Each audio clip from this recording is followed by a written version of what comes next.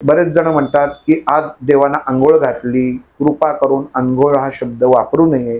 अंघोळ म्हणजे तुम्ही एखाद्यातली नकारात्मक ऊर्जा जेव्हा तुमच्या देहातनं मोकळी करता, तर एखाद्या व्यक्तीला तुम्ही पोचवून येता, तेव्हा अंघोळ केली जाते.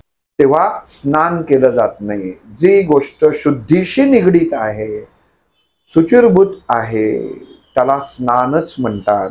तेव्हा आपण देवतांना अंघोळ नाही, स्नान घालत असतो.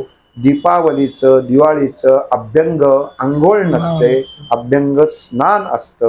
हे कायम लक्षात म्हणजे ह्या गोष्टी का मी सांगतोय, रोजच्या जीवनात जर तुम्ही या गोष्टींचा योग्य वापर केला तर पुढे येणाऱ्या पिढीला त्याचा अर्थ कळणार आहे. स्नानाचा साबण अंघोळीचा नाही.